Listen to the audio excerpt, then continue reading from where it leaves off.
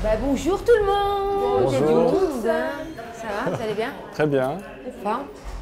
Nabila. Enchantée. Abada. Khaled. Ça va? Bonjour. Vous allez Forme? bien? Super. En forme, et vous? Merci. Cool. Très bien. Je On m'installe s'installe où? Là-bas. Ici? Ouais. Allez, go. Elle vous a dit bonjour toute seule, hein? Pardon? Elle vous a dit bonjour Oui, toute j'ai seule. entendu. Elle commence l'humour. Ouais, j'ai vu. Comme personne n'a rigolé, je me suis dit, elle avait eu le revers de la médaille. Elle a osé.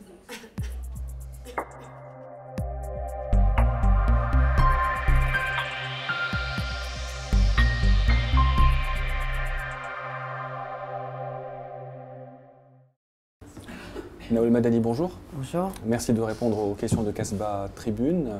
Première question, c'est toujours nous les journalistes qui vous présentons. On aimerait bien que ce soit vous qui vous présentiez Nawal Madani. Je me présente au public Oui, au public algérien. algérien. Je suis une jeune humoriste. Enfin, jeune, je ne sais plus si c'est vraiment le terme. Mais vu les années que j'ai dans les pattes en tant qu'humoriste, je pense que oui, je suis jeune humoriste, vu que j'ai commencé il n'y a pas très longtemps. On va dire que ma carrière a débuté concrètement en fin 2013, début 2014. Et ça fait plus ou moins 3-4 ans que je tourne avec le spectacle C'est moi la plus belge. Et j'ai écrit, co-réalisé et joué dans mon premier film, C'est tout pour moi, qui est sorti en novembre. Et je suis une ancienne danseuse. J'ai exercé la danse et la chorégraphie pendant plusieurs années. Je suis d'origine algérienne. Je suis née en Belgique.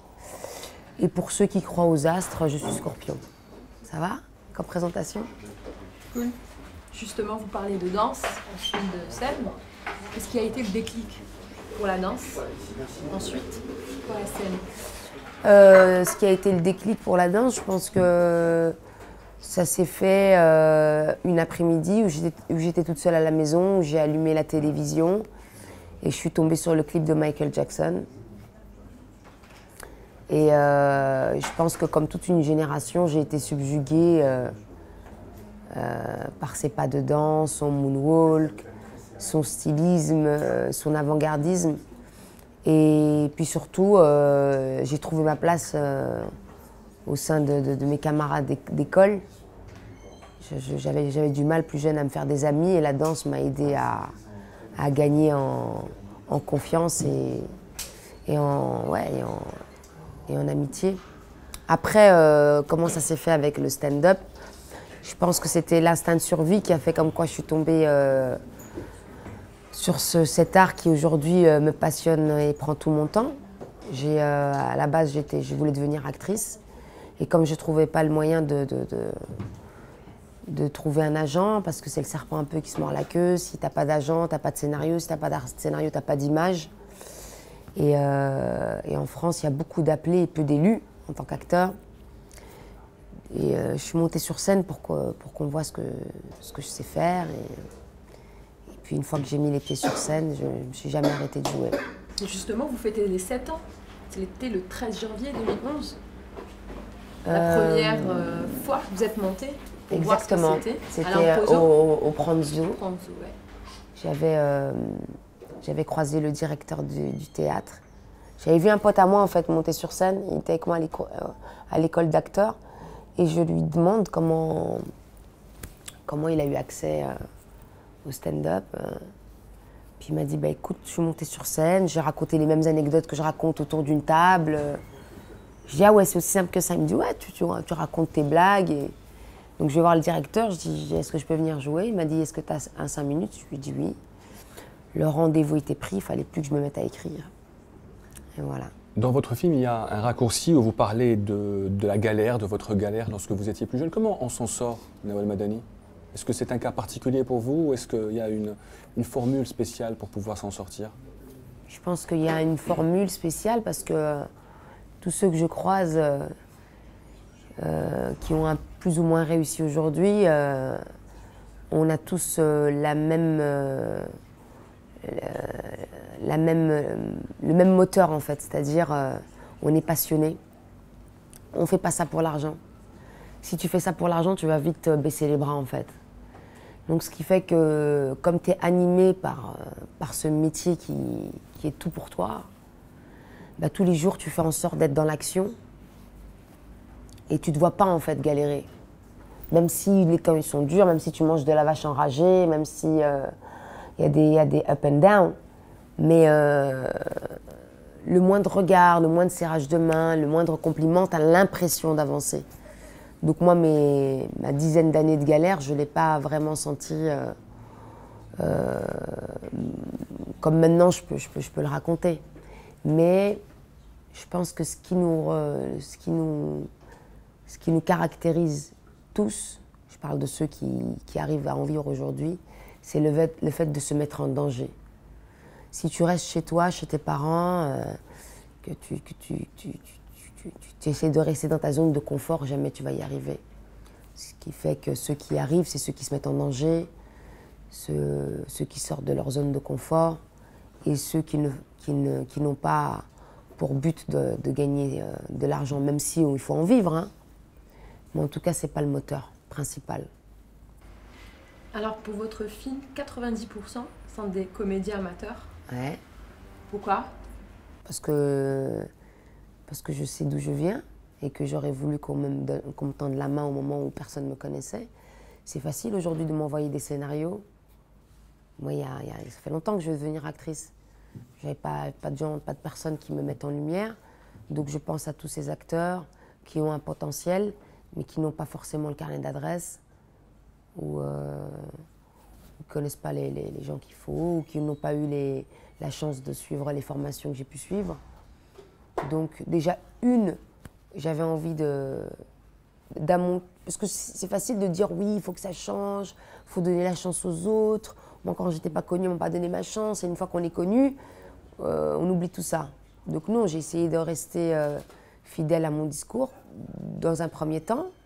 Dans un deuxième temps, j'avais besoin de ce naturel, de cette fragilité qu'ont les acteurs amateurs. Et de trois, je ne trouvais pas de toutes les manières un acteur, par exemple, pour jouer mon père. Je ne trouvais pas un acteur d'une 60aine d'années qui parle un français impeccable et qui ait déjà une expérience. Les acteurs qu'on connaît ont déjà joué les papas de tout le monde. Lag a joué les papas de tous les acteurs. Omar Sharif, paix à son âme, nous a quittés. Cette génération-là n'a pas poussé les portes d'une agence d'acteurs.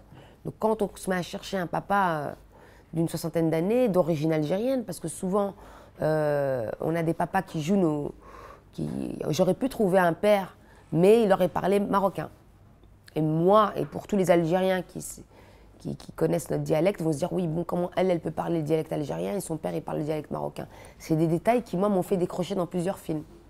Donc j'ai essayé d'être le plus juste possible et je me suis mise à chercher mes acteurs dans la rue, à les observer constamment, à aller chercher mes voisines dans des associations et ainsi de suite. À propos de père, puisque vous venez de parler de votre père, vous dites que quand vous étiez petite, vous faisiez tout pour plaire à votre père. Pas petite, hein. Et pas aujourd'hui. Hein. Et votre mère alors, vous n'en parlez jamais?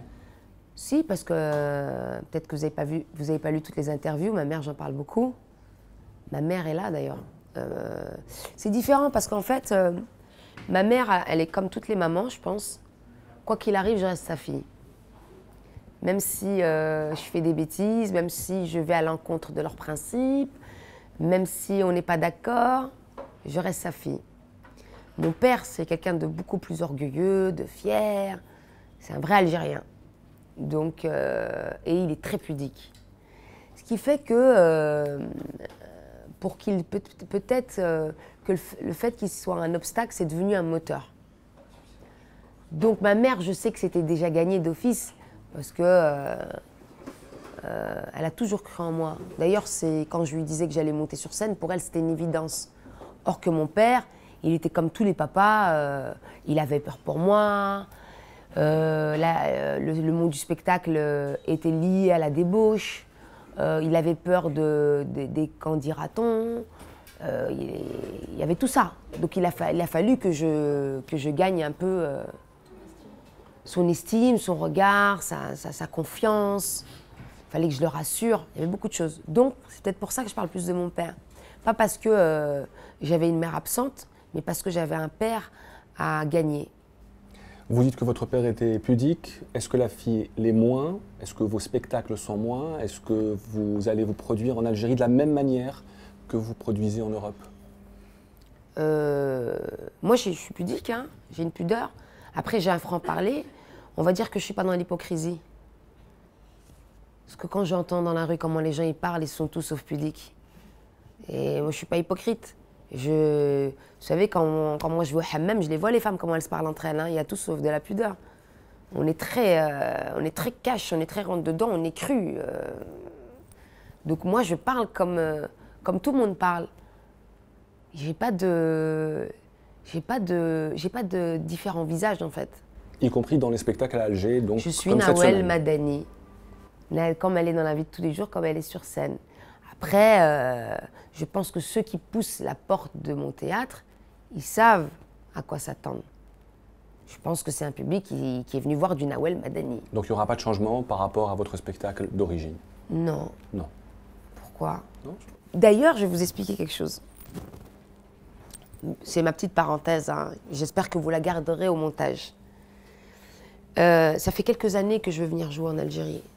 D'ailleurs, j'ai toujours cherché à faire des choses en Algérie. Ça fait des années que, même en tant que danseuse, j'ai voulu monter une école de danse. Et puis j'ai voulu monter un centre culturel où j'ai carrément voulu monter une académie de théâtre. Ça fait plusieurs années que je cherche à faire avancer les choses dans mon pays. Et je viens jouer en Algérie gratuitement. Mes 4 représentations, je ne prends pas 1 euro sur scène. Donc je me baladais sur les réseaux sociaux, je voyais les 3000 dinars, c'est cher, c'est cher. Alors, pour un peu remettre les choses dans leur contexte, je viens avec 50 personnes. J'ai pratiquement une quinzaine de danseurs. J'ai des techniciens, j'ai une lumière et tout. Donc pourquoi j'ai mis du temps à venir en Algérie, c'est parce qu'il fallait que je sois sûre de remplir autant pour que ça puisse être viable. Avec une salle, je n'aurais pas pu faire venir tous ces techniciens, les billets d'avion, les hôtels et tout, avec une jauge, c'est-à-dire avec les 1400 personnes qu'on va avoir, j'aurais pu payer personne. Donc il a fallu que je sois sûre de ma notoriété pour faire plusieurs dates. La billetterie est consacrée à payer les gens du spectacle. Sinon, ce spectacle ne pouvait pas exister. Il aurait pu exister, comme beaucoup d'artistes font, en jouant avec un tabouret et un micro. Donc pour moi, c'est comme si je négligeais le public algérien. C'est-à-dire je donne le maximum en France, avec une technique incroyable, avec des danseurs et des acrobates à tout va. Et quand je viens en Algérie, je viens juste avec mon texte. Donc il a fallu que je tranche. Donc j'ai dit, bon écoutez, on va faire 3000 dinars. Qu'est-ce qui est viable? Donc j'ai parlé avec le producteur, je dis, qu'est-ce qui est viable? Il me dit, écoute, on est juste si on fait à 3000 dinars l'entrée. Donc, si j'avais eu peut-être un sponsor en aide, ce qui n'est pas le cas, vous pouvez voir l'affiche, on a un sponsor qui est l'hôtel Sofitel et Aigle Azur. Tout n'est pas gratuit, hein. Pardon, Sheraton et Aigle Azur. Donc, on a quelques billets d'offert et quelques hôtels, quelques nuitées. On a pratiquement 300 nuitées. Donc, pour être très honnête et très franche, je monte sur scène, tout ce qui est consacré à la billetterie, c'est fait pour payer le staff et pour payer la lumière. Donc voilà, je ne prends pas 1 euro aux Algériens. C'est vraiment... j'en parle avec... Donc si en plus de ça, je monte sans être payé et que je ne peux pas avoir la liberté de ton que j'ai envie d'avoir, vraiment ça ne sert à rien que je vienne, quoi, tu vois. Donc non, on a envie d'offrir un spectacle de qualité. On a envie de faire kiffer les Algériens, on a envie que les choses avancent, de montrer qu'une femme peut monter sur scène, qu'une femme a une liberté de ton, comme dans les autres pays. Je monte sur scène pour montrer à tous les journalistes qui m'ont posé la même question que vous m'avez posée, de l'autre côté de la Méditerranée, est-ce qu'une femme d'origine algérienne et de confession musulmane peut avoir la même liberté de ton en Algérie? Et ça, c'est une autre question, oui. Donc je vais leur répondre en montant sur scène. En fait, c'est ça. Enfin, vous êtes une belle femme, humoriste, arabe, musulmane. Vous assumez tout ça.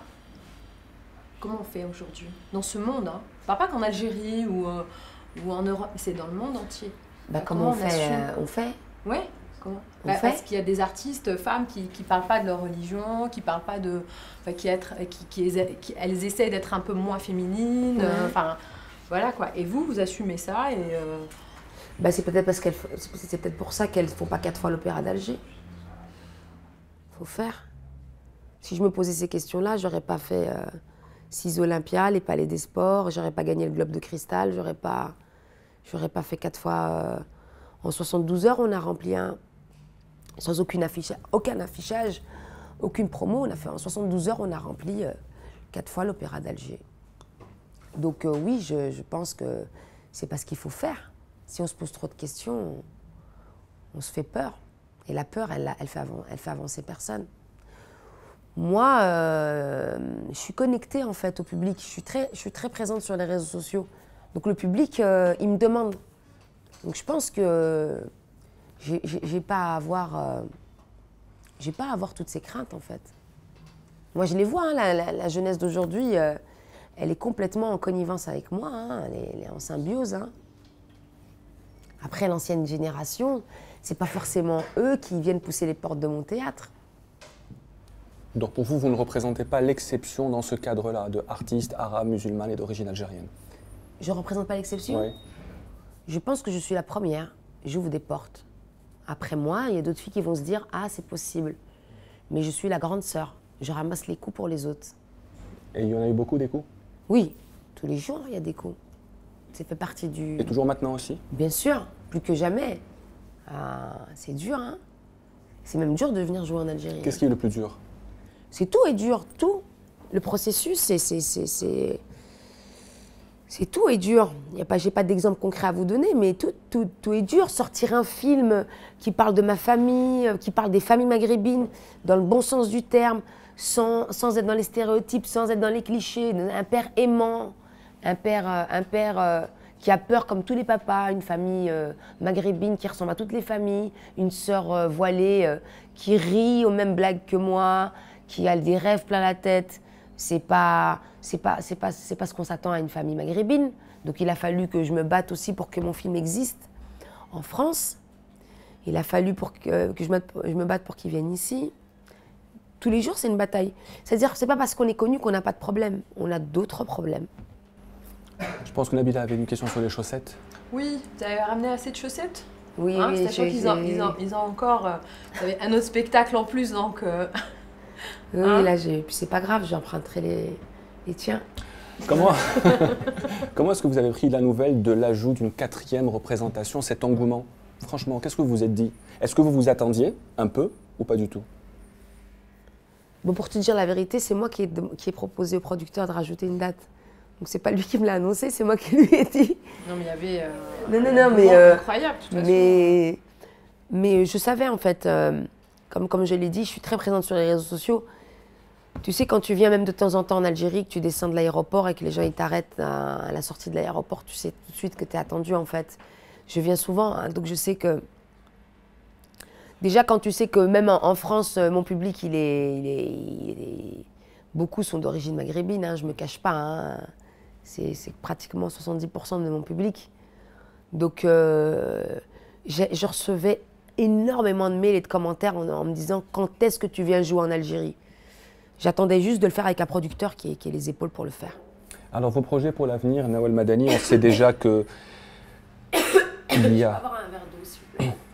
On sait déjà qu'il y a l'écriture d'un film pour Diams, un voyage aux États-Unis, masterclass en Algérie. C'est quoi exactement vos projets concrètement pour l'avenir? Alors, en ce qui concerne de l'autre côté de la Méditerranée, j'aimerais écrire mon 2e spectacle. Je suis à l'écriture d'un 2e film et puis je pars juste après ces dates aux États-Unis tenter l'aventure américaine. En ce qui concerne l'Algérie, j'aimerais monter mon académie de théâtre, oui. C'est un projet que je ne vais pas lâcher. J'ai vraiment envie d'initier les gens au spectacle, mais il y a tellement de branches dans le spectacle, c'est-à-dire la mise en scène, le stand-up, le jeu d'acteur, le jeu face caméra, l'improvisation.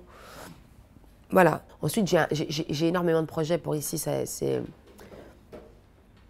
quand tu vois que tu remplis aussi vite, tu te dis que vraiment, il y a une très forte demande de la population. Il ne faut pas les laisser comme ça. Donc on va essayer de ramener d'autres potes à nous, on va essayer de faire des échanges, de faire un peu... Parce que sinon, ça serait comme un coup d'épée dans l'eau, quoi. Tu fais ça, et puis après tu disparais, et puis quoi. Non, il faut montrer qu'il y a une demande, et après il faut la nourrir constamment. Faut donner à ce public l'envie de ressortir à nouveau. Alors, au-delà d'être comédienne, humoriste et femme d'affaires aussi, mais il y a aussi quelque chose qui vous tient à cœur. Et ça a commencé avec Nabil. Vous pouvez nous parler un peu de ça? Nabil. Votre neveu. Dalil. Dalil, votre neveu. Si tu m'as inventé un nouveau neveu, ça ne va pas le faire. Oui, Nabil, Nabila. Dalil, oui, on a monté une association pour... En fait, c'est pas vraiment pour les... c'est parce que ma sœur, une fois qu'elle a su que son fils était trisomique, elle n'a pas eu vraiment d'accompagnement. Il n'y a pas vraiment de personne, il n'y a pas de bureau qui accompagne les familles avec un enfant trisomique. C'est très compliqué aujourd'hui de se dire quel institut, quelles sont les aides, quel accompagnement on a, quel est le droit pour ces enfants-là, est-ce qu'ils ont droit à l'école normale ou pas, jusqu'à quel âge, et quel accompagnement. Donc voilà, on monte une association qui va un peu accompagner tous ces parents qui sont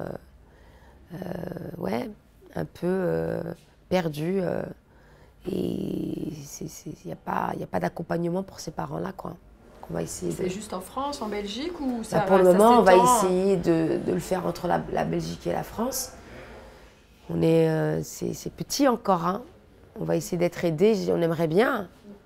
Nous, tu sais, quand on est artiste, on a envie d'être partout, en vrai. C'est quand on les dit, ouais, pourquoi vous venez pas jouer chez nous? J'ai vu une ribambelle de commentaires, et pourquoi pas Oran, Annaba, Constantine? En vrai, on a envie de jouer partout. C'est juste l'organisation, il faut que les gens nous appellent, il faut qu'on étudie les choses, il faut que ce soit bien fait, quoi. C'est toute une organisation. Quand tu es artiste, tu as envie de jouer partout dans le monde entier. Hein. Il y a nulle part où on dit non, là, j'ai pas envie d'aller, c'est pas vrai, tu vois. Donc quand on monte une association, nous, on a envie qu'elle rayonne partout. Et forcément ici aussi. Ouais, bien sûr. Que représente pour vous l'Algérie, Nawal Madani? Mes plus beaux souvenirs. C'est toute mon enfance. Il n'y a pas un été que je n'ai pas passé ici.